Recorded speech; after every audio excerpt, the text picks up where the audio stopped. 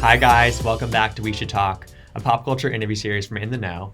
I'm your host, Gibson Johns, and this week on the podcast we have Jordana Abraham and Sammy Sage, who are two of the co-founders of Betches Media. Betches was founded about 10 years ago as basically a standalone blog, but since has turned into this multi-platform media company with podcasts and books and meme accounts and just it's really a far-reaching brand. And what's central to it is that it's founded by young women and it's for young women, and they're really growing with their audience. But it was really fascinating to hear about their origin story and how the brand has grown over the years, because it really came of age. It really grew at the same time as kind of bro culture was also permeating the culture and kind of fueled by companies like Barstool Sports. And they were kind of growing alongside that, but the difference of how both those companies were treated is very different. And so to hear about kind of from the inside how they viewed how different people were perceiving their company or kind of misinterpreting their company and their mission. And it was just really fascinating to hear that side of it. Halfway through the interview, we kind of switched gears to talking pop culture, a lot of Bravo stuff, because one, I can't help myself, but two, pop culture is really kind of intrinsic to the DNA of Betches. And if you are in sort of that Bravo social media space, if you follow pop culture accounts on Instagram and Twitter, chances are you have probably come across a Betches account or Betches content, because they do a really, really good job of permeating those spheres. And so I loved hearing their thoughts on these things. And again, I can't help myself, but they completely held their own and they really know their stuff. So it was fun to pick their brains about all things Bravo and some other pop culture topics. Keep listening for my interview with Jordana Abraham and Sammy Sage from Betches Media. And please rate, review, and subscribe to We Should Talk on Apple Podcasts or wherever you get your podcasts.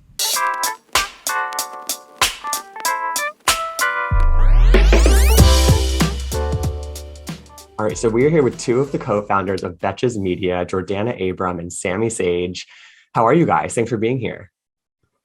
We're great. Thank you for having us. We still like to speak at the exact same time, so get excited.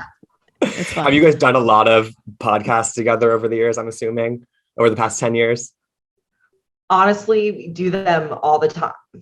So we're very much pros. That. We should probably just come up with a signal by now for who is going to talk next. I love it. After 10 years. Yeah. Yeah. So it's been 10 years since Betches started.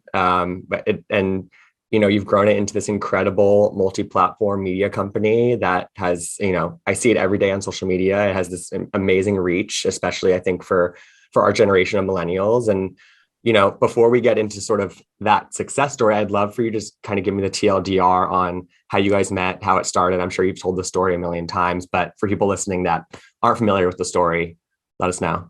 Sammy, do you want to take this one?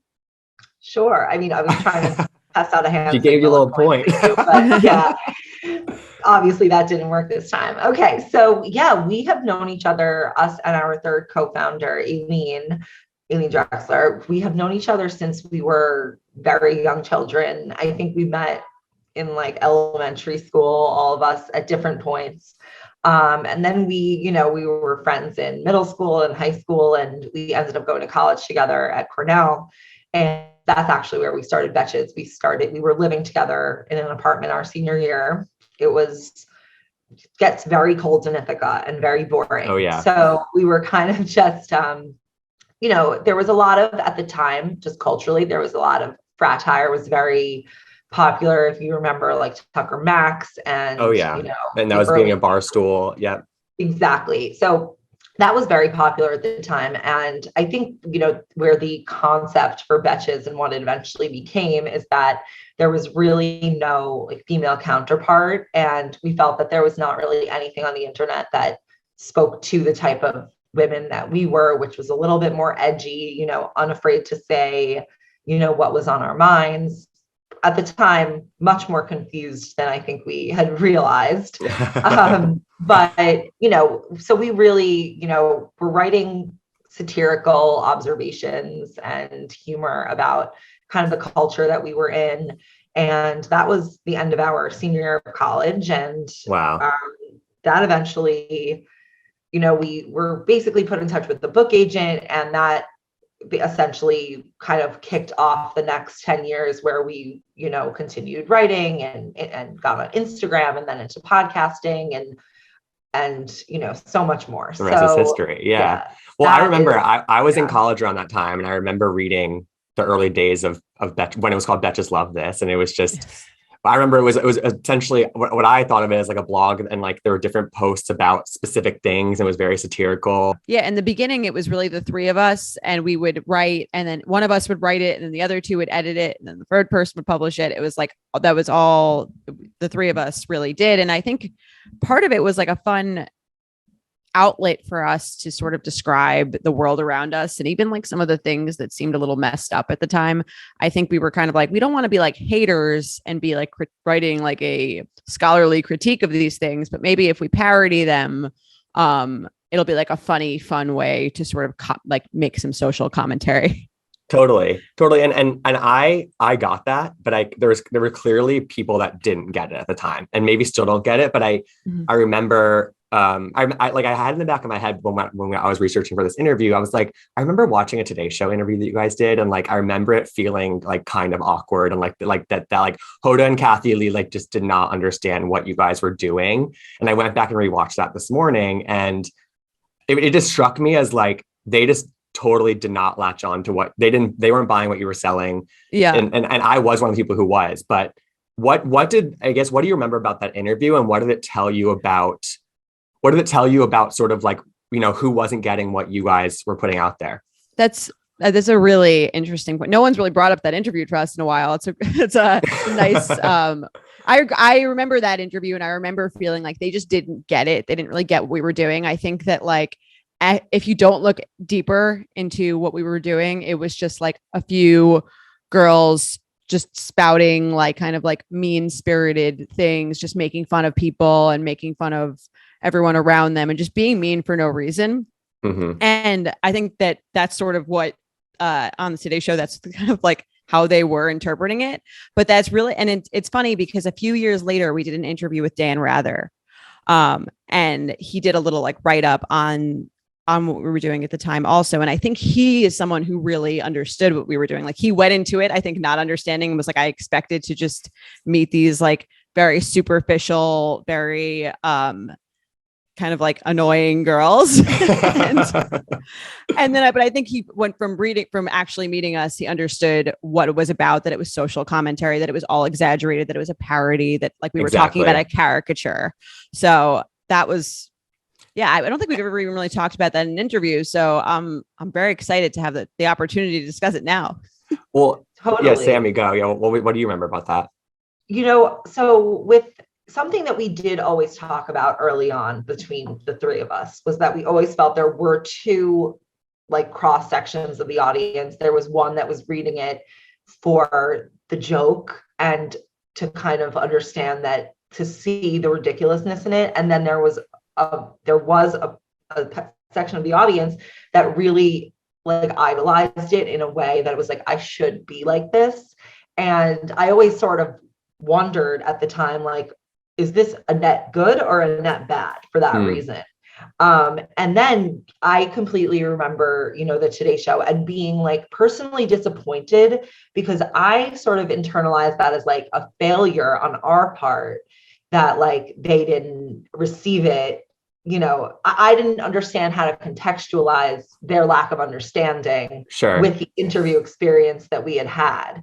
And, look, it's not for everyone. I think if you don't really if you don't really know the references, you're not going to get that it's a joke. Yeah. So there is a generational gap too. That's what I was going to ask. For you guys, was it generational? Was there like a socioeconomic aspect to it? Like, 'cause it's interesting to me that Dan Rather totally understood what you were putting out there, and that Kathy Lee and Hoda didn't. And so I don't know, that's probably hard to parse through as people who founded the brand. I think also the Today Show was our first on-screen interview that we ever did. And we were like 22, 23 years old, something like that. And I think that obviously, like, not having done any other media or any other training, we didn't really know to like come in that someone might not get it almost, or like not understanding. Have that answer prepared. Yeah, exactly. Right. Just like really just entering the real world and kind of coming in with this blog and with this brand associated with us, I think that it wasn't necessarily even on our radar to be like, and you have to show people like what's actually intellectual and interesting and like funny and self-aware about it. Like that was on us to prove to them. And I think that we didn't go in with that. And that was probably a big part of it. Mm-hmm.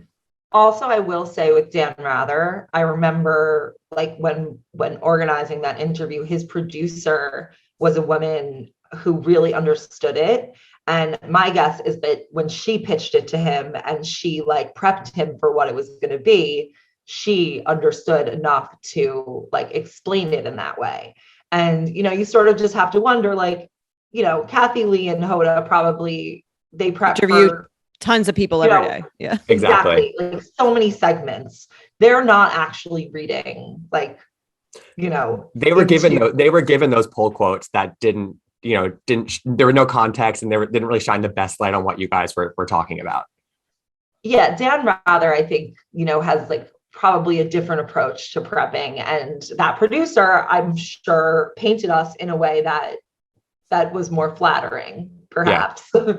Right. And you mentioned how it also was sort of a response. It was giving voice to millennial women at the time who weren't being represented in the rise of bro culture, and I think you called it frat tire, which I never heard before.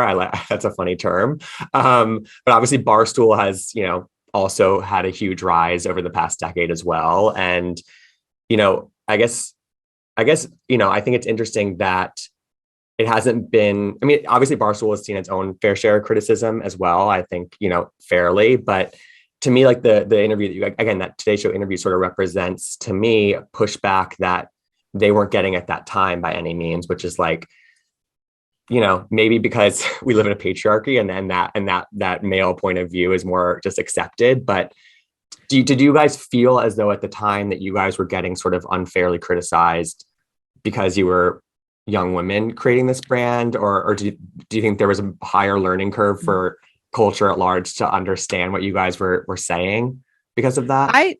Yeah, totally. I think there was, and still to an extent this day, I think maybe not as much, but there is a sense of men can be funny in a really inappropriate kind of messed up way that might cross the line. And it's like, that's just like men being funny. And if women do it, it's, I think, and a lot of the times it's other women who are most offended by it. And I think you saw that with the Kathy Lee thing in that sense too. But I do think there's a sense of like, it's okay for men to go like a little bit further out there. Like you see, I mean, obviously like you see someone like Dave Chappelle who does get criticism too. Yeah. But I just feel like if a woman went up there and did that set, it would be like, she would be over.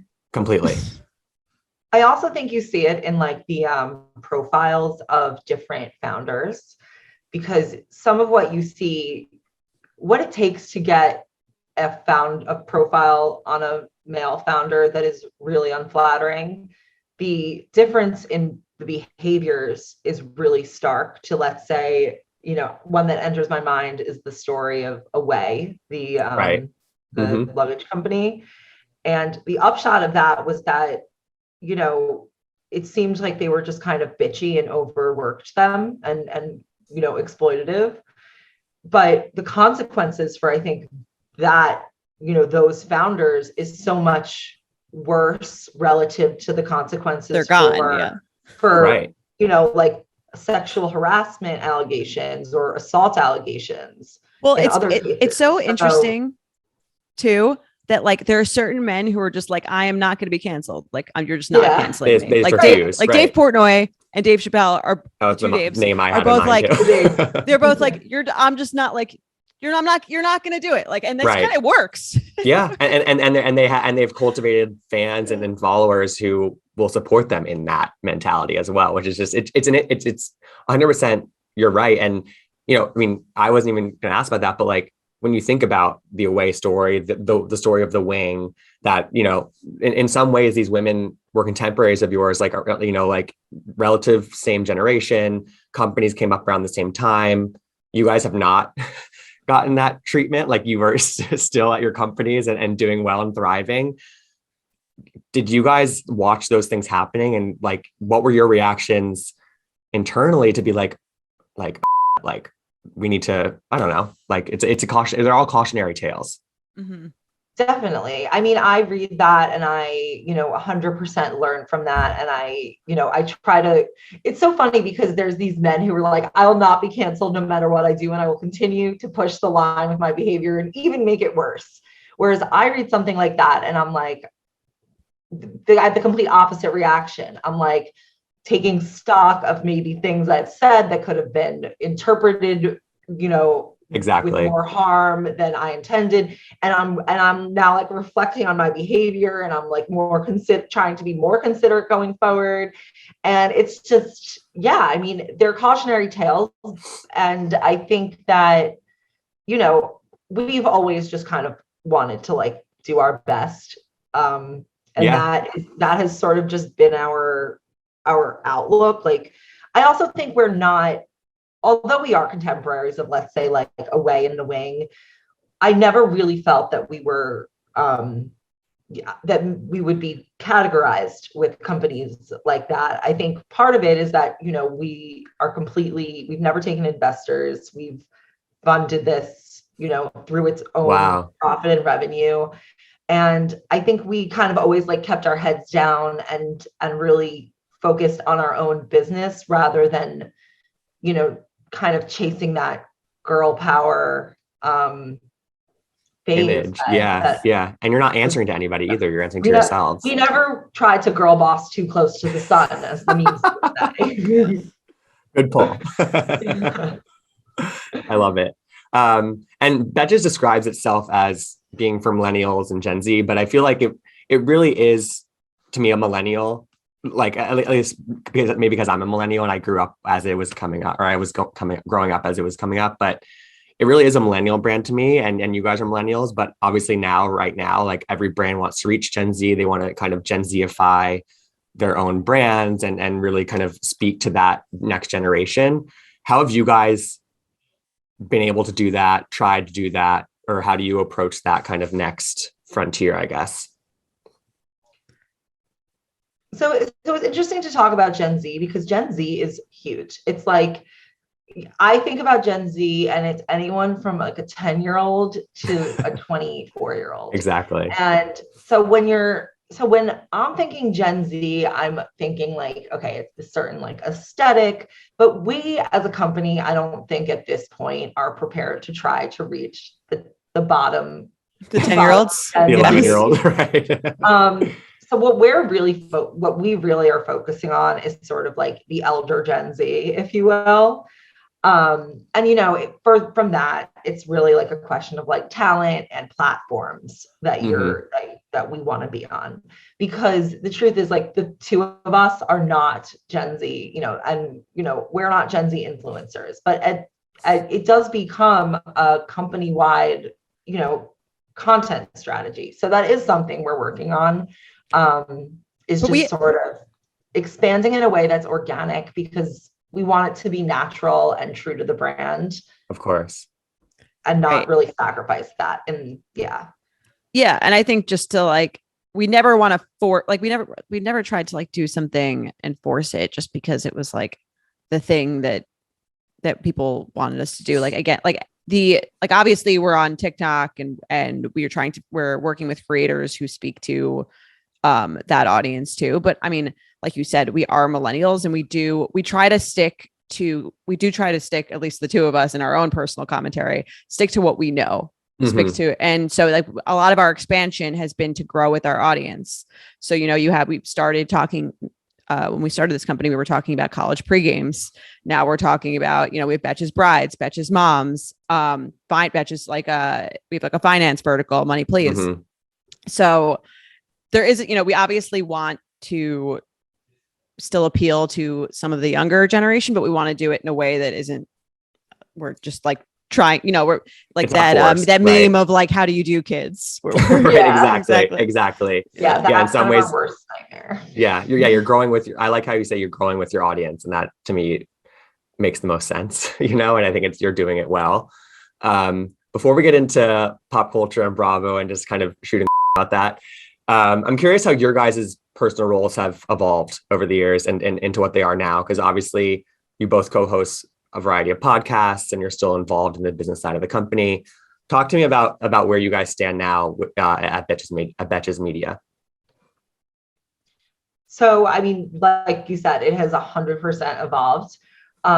It went from literally the three of us doing every single bit of content, and the three of us are, I would say, we lead with creativity rather than, business acumen or, particularly keyed organizational skills.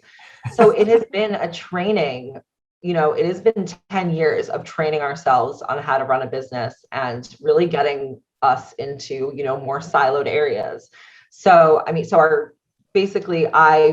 run the content team. So covering everything on our Instagram accounts, TikTok, podcasts, email, and just any sort of creative, anything related to copy or anything like, marketing and that sort of thing. Jordana, do you want to speak to your Sure. area? We've all sort of at some point worked or dabbled in everything. So it's actually in some ways kind of cool because you got to actually see who you are. And we've grown up so much with this company from starting it at 21, 22 years old. And now, our lives are just totally different. And what I do is I'm chief of innovation, which means I explore like new and interesting and larger partnerships for the brand to sort of expand, whether digitally or through tech. And we've got some exciting things coming at the beginning of next year. So which we can't really fully share, but basically working on like interesting creative product expansions and projects. Awesome. But in some ways, I feel like your guys' roles really complement each other still. And that's probably really fun for you guys. Because I mean, obviously innovation and creativity go hand in hand. So that's awesome. And I think it's awesome that you guys have continued to find a place for yourselves as this company continues to grow. I think you're right there with it, which is really cool.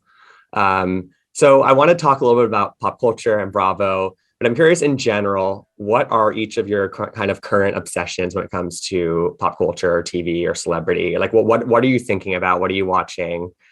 What are you obsessed with? I mean, it just ended, but Succession. I'm eager to see where the Sex and the City reboot is going. Yes. Real Housewives of Orange County, very good this season. Salt Lake City, we're continuing to see some standout episodes. And a more recent, I have so many. Sex Lives of College. There's so much on right now. That's amazing. Yeah. It's so many good shows. It's so overwhelming. Yeah. Sorry, I named every show. Jordana, any show? Do you have any? Yeah, I mean, all of those. I was always it's funny like how things are just like coming back. So there's Sex and the City coming back. Dexter came back. I was always kind of a big fan of Dexter. So I'm excited about that. And then, it's funny on multiple podcasts, I've done like a high level breakdown of the Taylor Swift All Too Well reboot. Huge Swiftie over here. So yeah. I appreciate that. Love Taylor. Course. It's like everything old is new again. Exactly. But slightly different. Do you guys watch the Gossip Girl reboot? I watched like or what 5 are your feelings? episodes of it. Okay. I liked it, but I didn't like it enough, I guess, to pick up again. But I did like it. Maybe I will say, I know that that first half of the season was kind of a struggle. And like we had to it took some getting used to, but the second batch of episodes honestly was a huge level up for me. So if it's around the holidays or whatever, and you want to binge something, give it another shot. Maybe I need to go back to that. I stopped the second batch. Sometimes I'm like, I couldn't help but wonder, is the content worse because it's trying to be what it was? And with Gossip Girl, I'm like, why don't you just make sort of more of make it more of a clear offshoot, and then everyone will stop comparing it to what it isn't. And like, can we get some new IP up in here? I know. That's what I tell people who are complaining to me about the new Gossip Girl. I'm like, but like it's the same universe, but it really is a different show. Like you have to kind of approach it as a different show. But then that's why I think, the Sex and the City, I guess, and just like that, I don't know if it's a revival or reboot, a continuation, whatever you want to call it. It's a new chapter. To me, it's a distinctly different that's show. That's what they call it. Yeah. To me, it's like a distinctly different show. It has a different name. One of our main characters isn't there. We don't have the voiceover anymore. It's 10 years later. I don't know. I think people need to I think it's more about on the audience to like forward their thinking, but I don't know, maybe that's just me. I'm interested to see where, I mean, the Sex and the City, is like you still have the same people playing the same characters, which gives it, I think, an attachment that people might not have Of course. in the Gossip Girl part. Yeah, for sure. Well, it's interesting because it's like they kind of need to market it based on the previous thing. That's where the marketing value comes in. But then you create expectations that it's going to be matching this thing that was amazing in the back of our heads. Right. Because we were younger. And it was right. a different time. Well, that's like All Too Well. Right. Right. I actually think of all the things that have lived up to their round two, All Too Well is, I know, Jordana, I know we talked about this and you don't like the second song as much, but I do think the Red Rerelease was incredibly well done. Of all these, too. I think so too. It was like here's the thing, it was the exact same. That's why it's like no one's like, this song is worse. It's like the exact same thing. It was the exact same, but I think that she gave us a couple things that people always sort of wanted, which was a visual component for All Too Well, the full version of All Too Well, but also like I've always loved the song Better Man that she wrote and never released herself, and now we have I think all 6 of those new songs, or however many they were all great. But the rollout was very Taylor Swiftian. It was very like over the top and in your face, but it worked, I think. It's worthy. I almost think it's worthy of the over the topness because the vault. So it's not just, you're not just getting this reproduced songs, which in some cases I think are so much better produced on the second version. Like Girl at Home is perfect. It's a bop now, right? Yeah, bop now. Exactly. It became like, it went from like a whatever song to a true bop. So you have that, and then the vault songs stand on their own so solidly as really good songs that they don't feel like throwaways. Like sometimes her secondary releases, like there's a reason why they weren't released. Yeah, like The Lakes. I'm like, okay, like I'm okay, fine. Like I don't mind it, but I'm not. That's not going on my T Swift fave list with all 200 other songs. Mm-hmm. But her vault songs are just as good, if not better, as the original. I totally agree. Yeah, I agree. The only one that didn't do it for me, for some reason, We Are Never Ever Getting Back Together. There's something off about it for me. The new version, I don't know what it is. There's something, I don't know. Honestly, like I probably listened to it once and was like, I've heard the song too many times. 100 million times, exactly. Yeah, exactly. Yeah. All right, so I want to talk a little about Real Housewives. That's really my my area. I just had Heather on the podcast. Her episode's going live today. So how was she? Following up Heather. She's amazing. I mean, she is like such a pro. Like, and like to me, I mean, she's obviously very media trained and she knows she knows how to tease things and to talk around things. But I also think that she's like, I don't know, she seems like she's in a really good headspace right now, and like she's just really ready to like take it all on. You know what I mean? And like after her hiatus, do you think she was like in a bad headspace? Well, when I think it's interesting when a housewife leaves and it's like, okay, you know, obviously you have to parse through whether they chose to leave or they didn't choose to leave. And whether, and like, if they chose to leave, like, is it just a permanently bad taste in their mouth and they would never come back? And Heather, every interview she had, got asked if she was going to come back to Orange County for like 5 straight years. And I think that can polarize somebody and push them even further away from the franchise. But I kind of feel like she always knew she would. She just had to wait out some people on that show. I think she had to wait out certain things in maybe her own life, but I don't know. I think trying to remember what was going on in her last season. I'm pretty sure it was the Kelly Dodd's first season, I want to say. Yeah. And they went overseas and there was that bus ride. And it was just like, I think she kind of saw, right? I kind of think that she saw Kelly and was like, I can't be associated with this. I think she saw that was a slippery slope for the whole show. You know what I mean? Well, Heather has always been sort of on her own level in Real Housewives of Orange County. Like, she's got more money than everyone else. She seems a little smarter than most of the other people. So I do feel like she is a little bit more calculated in a good way. Yeah. About like very what savvy. she's going to be doing. Yeah. Yeah. I completely agree. do you think that's maybe our bias as New Yorkers because she brings a New Heather's York just better than everyone else because she's from New York. No, I So is think Gina. There's an element of that. And people for sure. love Gina. I think people really enjoy Gina's presence, and I think it's refreshing amongst a sea of like Tamras and Alexis Bolinos to have like a brunette, first of all. Yeah, I agree that she does sort of operate on her own level, but that makes it like she's almost like what Lisa Vanderpump was in season 1 of Beverly Hills. So it's interesting. But and I think that the show needs to sort of at least try to meet her there. Like, I don't know if it'll ever get to her level specifically, but like it obviously, right. I don't know. Well, Orange it's kind County, of like, was she meant to be on Beverly Hills? right? I also don't know how far they are proximity wise from each other, but like, why was she cast on Orange County as opposed to Beverly Hills? Because she lives in Newport. I guess because she lives there, but yeah, but like, okay, they're not you'd think that she would fit, yeah. But maybe it's like she's meant to be the queen bee, right? But yeah, it seems like you took someone from Beverly Hills and you placed them in the Orange County crew, right? A little bit. Wait, something you just said I agree with is that I kind of feel like she would. Beverly Hills, I think she would thrive on because they cover for each other, but in terms of like big fish, small pond, she definitely benefits from that because here we are talking about how she's on a different level. We're comparing her to the OC people. If she were compared to the Beverly Hills people, she might just be another. She'd be one of Yolanda Foster, you know? Sure. Right. I mean, speaking of Beverly Hills, where did you land at the end of this past season? After that 4-part reunion, after the Erica of it all, they jumped back right back into filming. But where did you guys land when it came to Erica after that whole thing? It was a lot. I thought she did a good job on the interview because she seemed less completely terrible and awful than she did on the show. Still feel like a little weird. Like it's funny with her now. I feel like I'm kind of like, I don't totally know where to put her. So I think next season will be like swaying.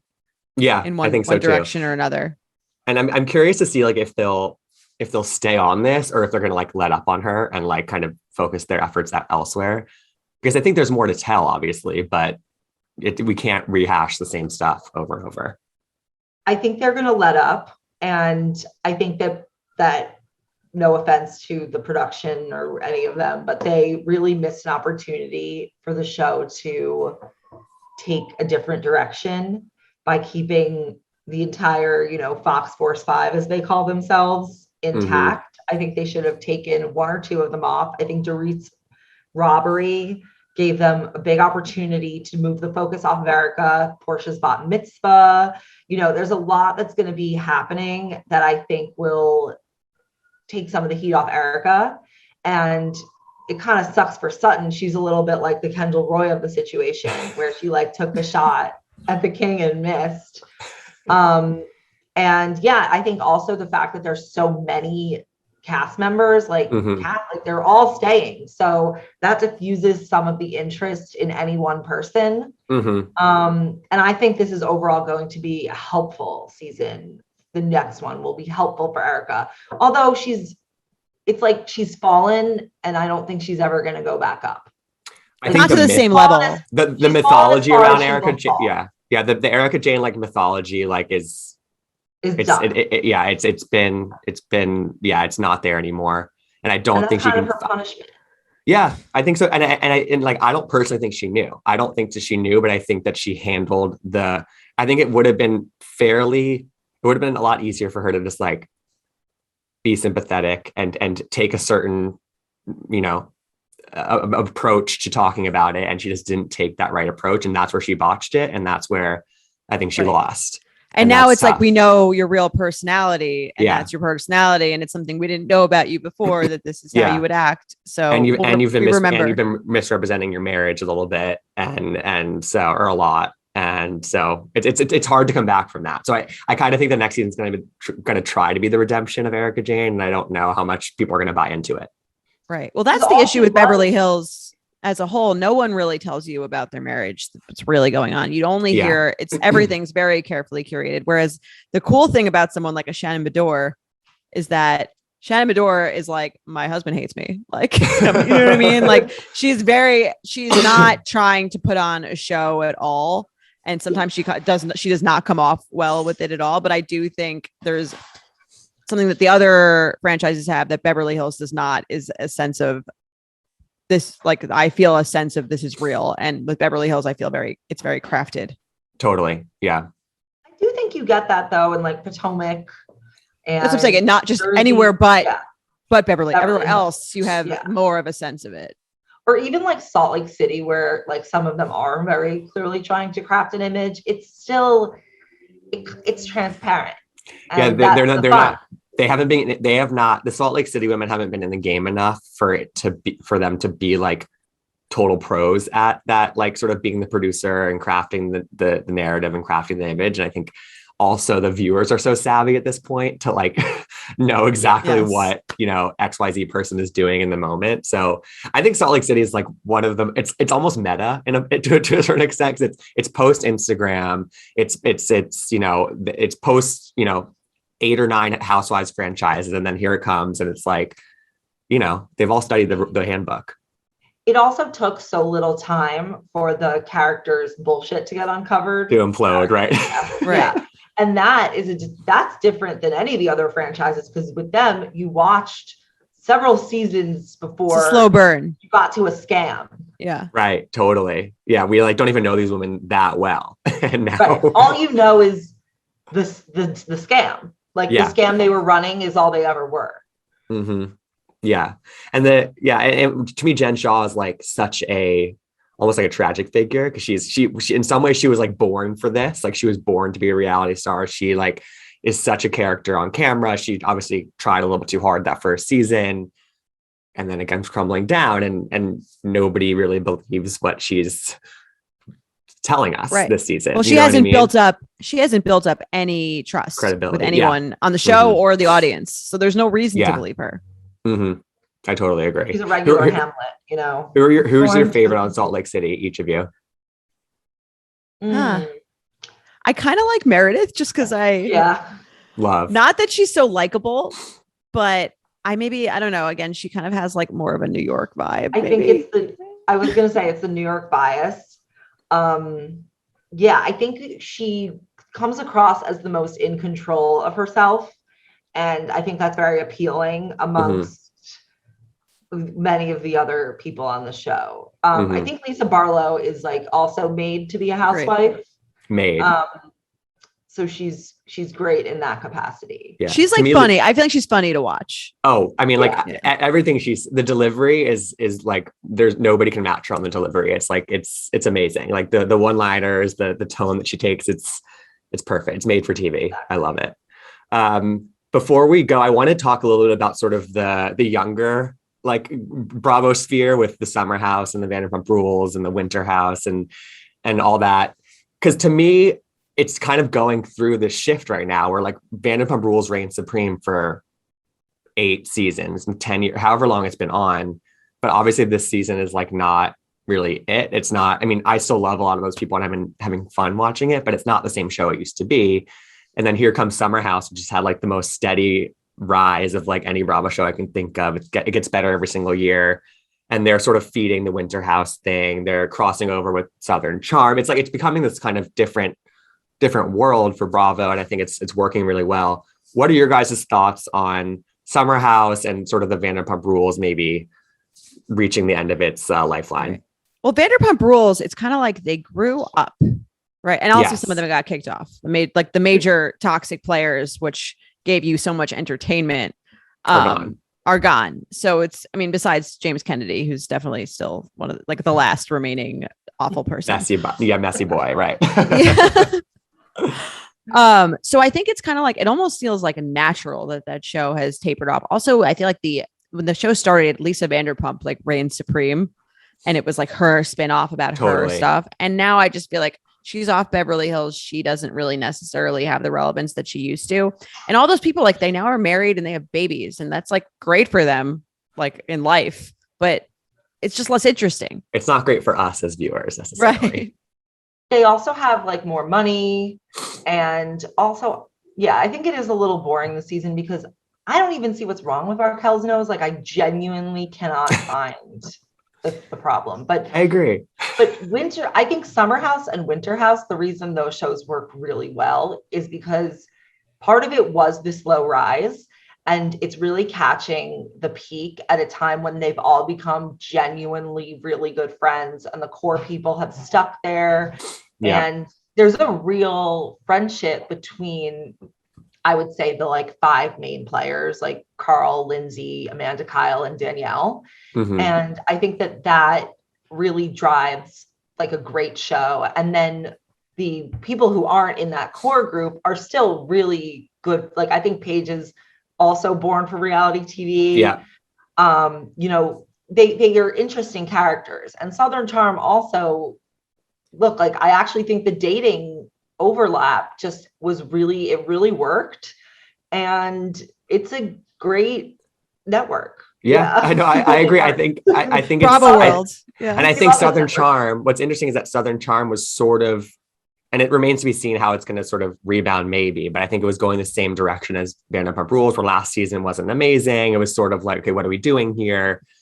And then I think with Paige is going to be on Southern Charm, and I'm sure we'll see Sierra and some other sort of people pop up in there. To me, that drums up a lot more excitement about the upcoming season of Southern Charm for the first time in like years. You know, I don't like, I'm looking forward to Southern Charm in a way that I don't think I have maybe like in a long time. So I don't know. I think it's just a very interesting inflection point for Bravo right now. I mean, I think they needed to do it because, you know, the Housewives is, I mean, it's the most amazing, brilliant franchise, but it can't be forever. Like the way no show can just reign forever. No. Well, the nice thing about Housewives though, is that their lives don't evolve in the same way that like a Vanderpump Rules cast would. Like they've already post They've the reached having a certain kids point, right? Stage, right? So they can continue sort of more storylines that don't involve them maturing because they're already like, I wouldn't want to say mature, but but you almost want to skip ahead like 5 or 10 years with Vanderpump Rules and see if you can create like a co-ed housewife show with them. You know what I mean? Where it's like, because some of these people I really do love, but I don't know. And I think, I mean, tying it all back, like there are some people that worked together at Betches that sort of reinvigorated Summer House. And I think Summer House was struggling as a show for 2 seasons. And then we got to the 3rd season and Paige and Hannah and Jordan come on, who I guess, did they all meet at Betches? Is that what happened? Some of them did. Okay. I actually don't know. I think some of them knew each other before, and then some of them did. Paige was a freelancer. Got it. And I'm pretty sure that's where she met. Both of them. Well, that was sort of like the story that I always sort of heard, and so that's interesting. That like, I mean, we're talking all back, but like that was really the year that Summer House kind of, I think, solidified itself and was like, okay, we did a little cast reshuffle, and then now we found some great people to integrate here. Well, I feel like they were always kind of trying to find their footing with the cast. Like the first few years was a lot of changing. Like you had the twins, who I actually kind of liked and thought were entertaining. And then they took them out. You know what I mean? Like I feel like that's sort of what they were doing, is trying to find their grounding by adding in those people. But the difference to me between Summer House and Vanderpump Rules is also like Summer House, they live together and when, you know, I mean, that's why they do the trips in Real Housewives, because they want to put them in the same place so that the tension builds up and then it explodes. And in Vanderpump Rules, they see each other for filming, but in Summer House, it's like this sort of unnatural thing where they're all placed in a house for like 16 weeks. Yeah, it's a good point. Or something, Vanderpump or 12 weeks. Rules worked more when, even though they were working together and showing up for filming, they also were really friends and dating each other, and like for years prior to the show. And like you can't fake that dynamic. You can't make it happen, no matter how great the combination of women is or people, whatever it is. You just can't create real friendships that have already existed and relationships where you've dated each other. Right. You know, you can't create that out of nowhere. You have to like insert yourself into that. So that's why Vanderpump was so good.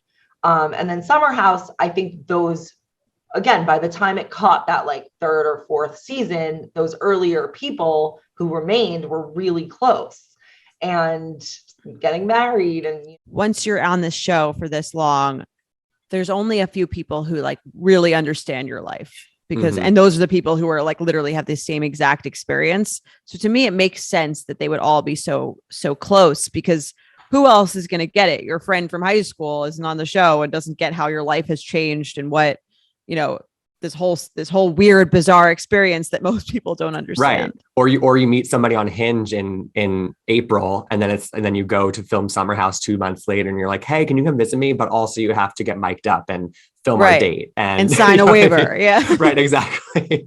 And go on TV. So yeah, I don't know.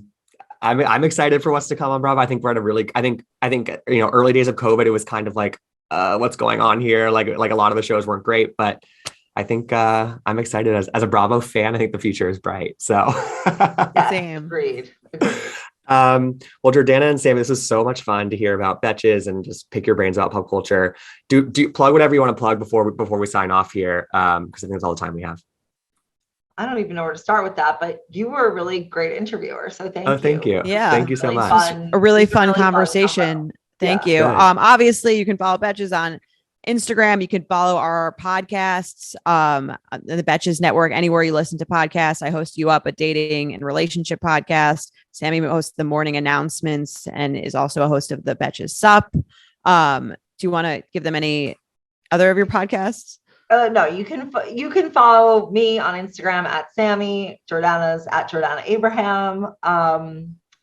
There's always so many things, and now I'm blanking.